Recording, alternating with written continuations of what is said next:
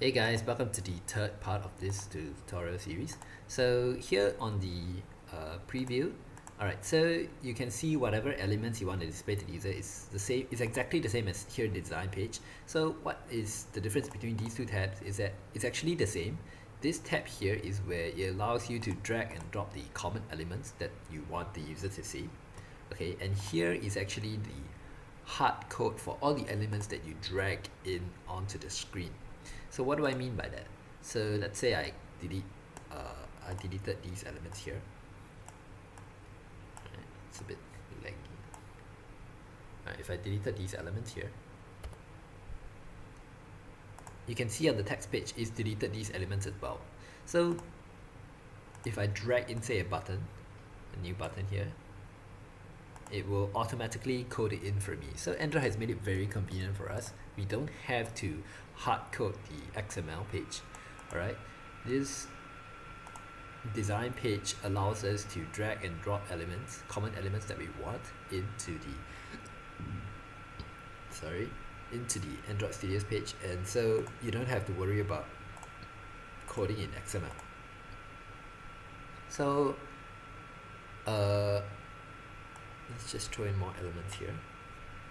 Alright, so you can see it all hard coded here on the left. If you guys want to change the attributes here in the text, you can also do so. Let's say I wanted to change the color of this to black, so I'll type color, and you can see the first one, it says text color. Double click on this, or you can press enter, either one, and you can key in the color code. So when you key in the color code, it's usually you have to press a hash and then followed by the color code. So you can Google whatever color code you want. Black is 60, so I'll just key 60.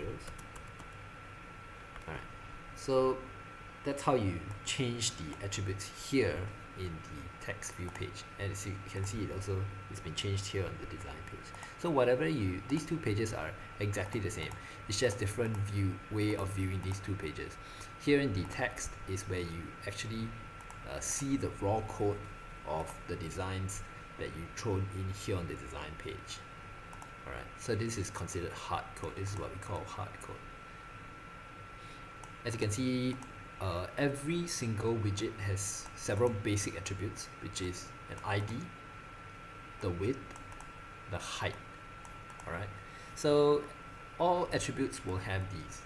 You have to give all attributes or all elements that you throw into the XML page, whatever the user sees has to have an ID, a width, and height, and the text is optional for certain elements. So here in the XML text page, right, we usually work in a relative layout. We don't work in the constraint layout. So in order to change that, you just highlight this entire top view and you type R, E, L, and relative layout should come out. So you can just click this one, or you can press enter. It will change. As you can see, my elements now move to the top left corner. But we can center them again by just entering center. As you can see, there are three types of ways to center your elements: horizontal, vertical, and in parent. So in parent means smack in the center here. So if you double click this, you will press true, and it will come here into the center. If you wanted it to be here on the left, not left, here on the top of the screen but centered here, you can center horizontally, and it will center horizontally, and then select the first one true, and it will be true. Okay, so constraint layout is for advanced users, so we don't work in the constraint layout, we always work in the relative layout. So let's say I wanted to center the text view here in the middle. Maybe you can try that on your own, but we're going to try it together. So center in parent and true. There. So a relative layout is generally more simple. The essence of a relative layout is exactly as the name states. So every element is relative to the other. So what do I mean by that? The text view, let's say I wanted the button to be directly below this text view. I can delete this horizontal center attribute, press enter, and I type below. Select this, layout below. Alright, I want it to be below the text view, so I type below. As you can see, the options come up, and you can click enter. And just click on this and click enter. And you have to specify exactly which element you want your button to be under. So as you can see, the text view has an ID. It says text view 3. So let's just rename the text view's ID and call it display text. Display text. Oops. No spacing between your ID names. Alright, and you can copy this. And I want it to be below this text view. So I put the ID of this text view here. As you can see now, the button is moved to be below this text view. So that is how you manipulate the elements here in the relative layout. It is easier to, it may come across as a bit harder at the start for relative layout, but in general, it will get easier once you play around more with it.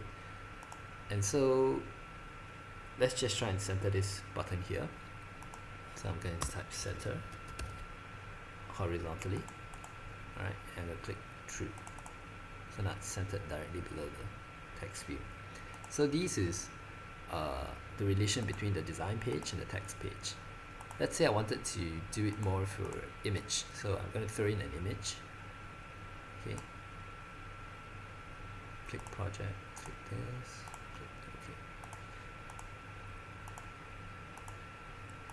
Alright, so you can see the Android has automatically hard-coded the image attributes here on the left in the hardcode. Alright, the width, the height, the ID, alright, and how it's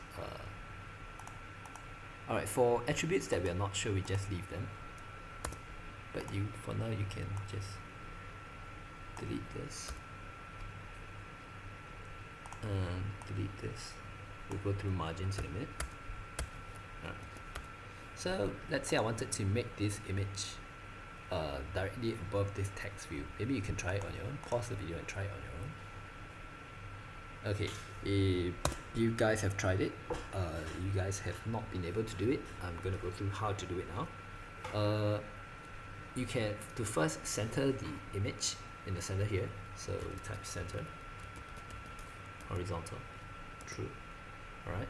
And now we want it to be above this text view. So previously when we wanted the button to be below the text view, we typed below, and then this came up, right? We selected this, and then after that, the ID of the button that we want it to, ID of the text view that we want it to be below. So for the image view, it's going to be very similar, but instead of typing below, we type above. So I press enter, type above, select the first one, click enter. The ID, you can press enter, and so it wants to be above this text view, so you have to give it the ID of this text view. So that's really what the ID is for, it's to specify exactly which element you're referring to. So above display text. Oops. As you can see, that's the let's just delete this attribute, so it's sticking the image to the top. Alright, so yeah, you can see here now that the image is directly above the text view, as we specified for it to be above the text view, and we wanted it to be centered, so it's centered. Okay, that's how you play with these, move these elements around here in the relative layout. Alright, make sure you always work in relative layout, do not work in the constraint layout. It's going to be very messy if you do so, and you are not very familiar with this. So yeah, see you guys in the next tutorial.